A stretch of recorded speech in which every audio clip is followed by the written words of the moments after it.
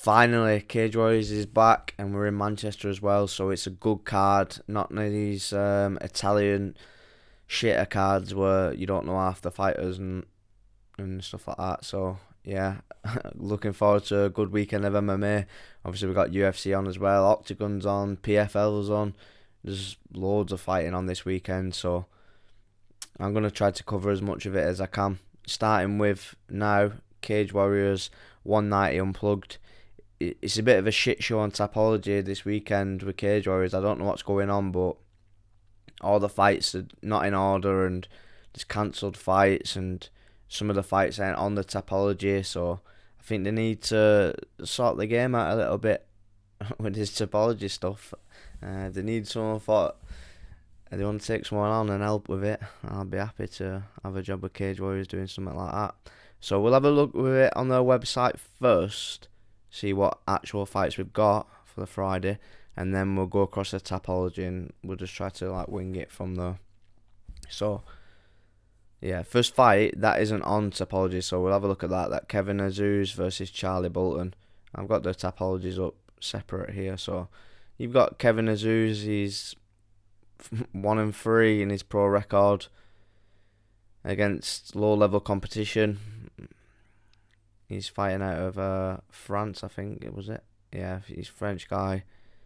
Hard to tell what he's going to be like, but he's coming up against Charlie Bolton. He's former FCC champion by the looks of it.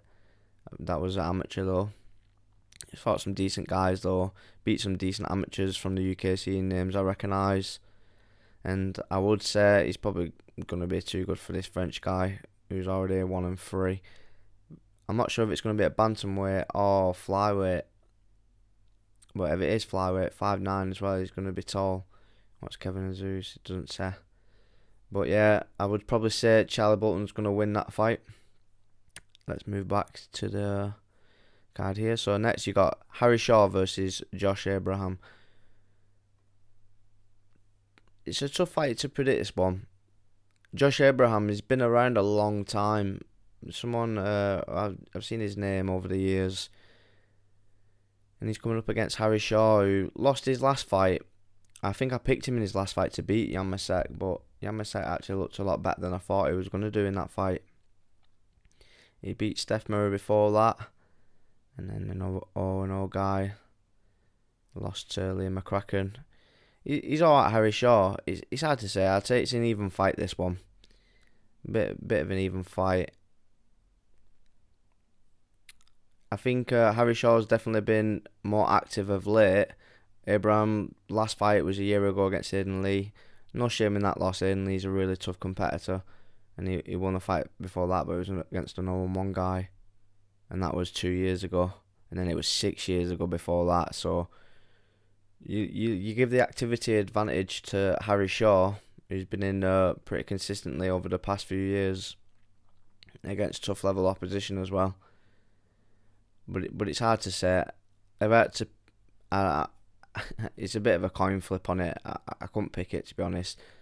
Maybe Harry Shaw with his activity advantage, but I probably won't put the bet on this fight.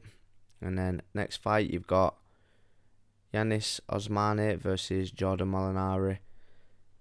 Another one where it's going to be tricky to predict this fight because I don't know much about this Jiannis Osmani. He's 0-1. He's fighting out of Phuket, Thailand, apparently. Lost his debut. That was 2 months ago against Christian Young. Let's have a look at this guy. It doesn't show it there. Apparently training at Tiger Muay Thai. Tiger usually have decent fighters, but look at this record. His amateur record wasn't great either. Lost against this New Zealand guy who had a decent record, to be fair. Guillotined him. I've not watched any of these fights because it's too much tape to do. It's too much tape to do. There's too many fights.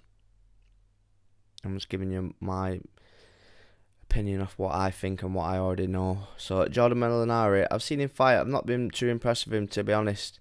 He lost his last fight to Kevin Caperna, and I don't think he's great. And he just lost recently as well against a guy who was training from Thailand. Won his fight before that against Matthew Friel. I think it's hard to tell this this fight.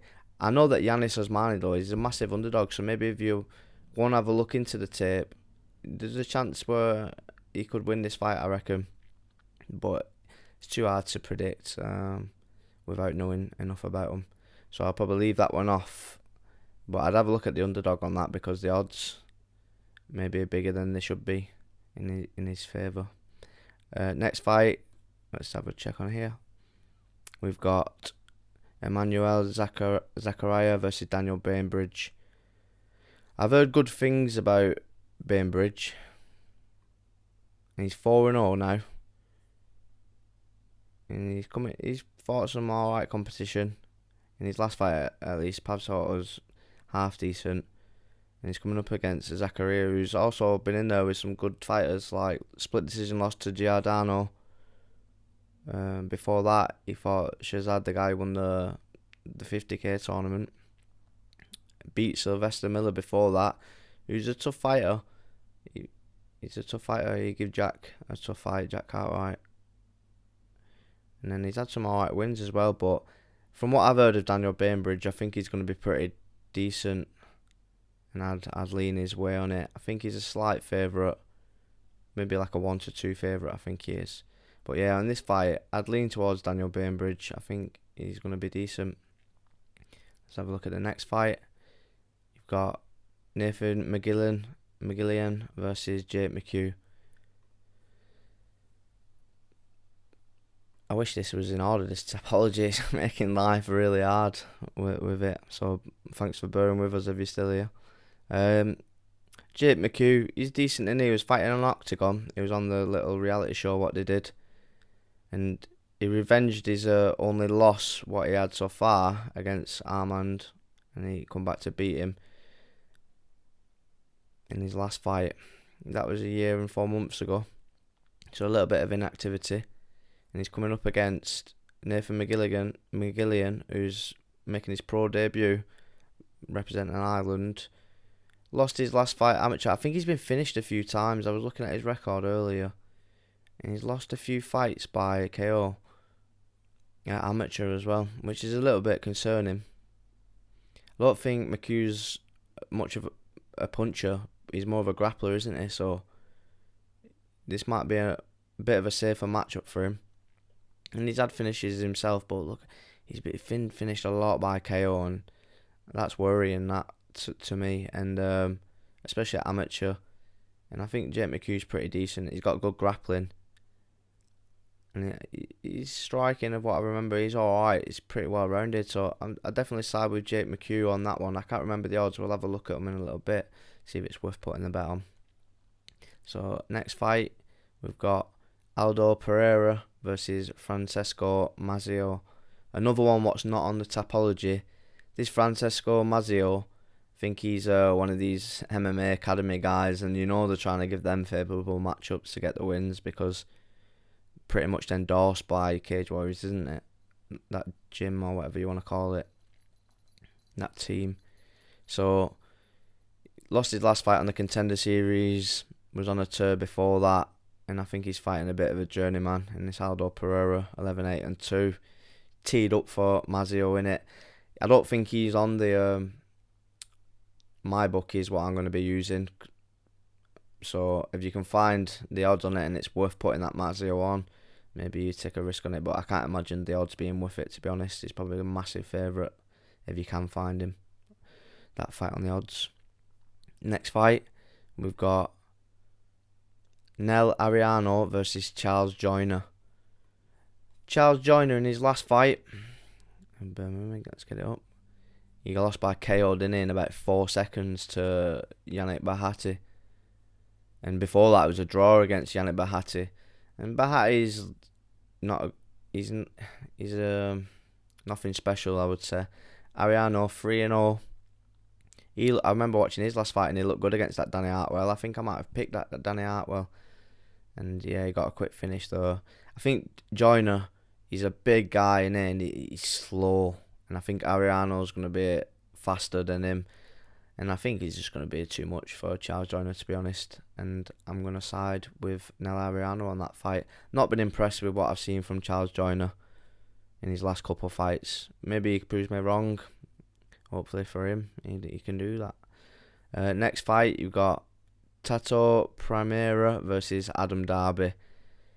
Not even worth going into that one. I think Adam Darby's gonna win, isn't he?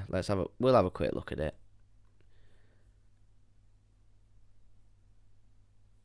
Oh, what would you know?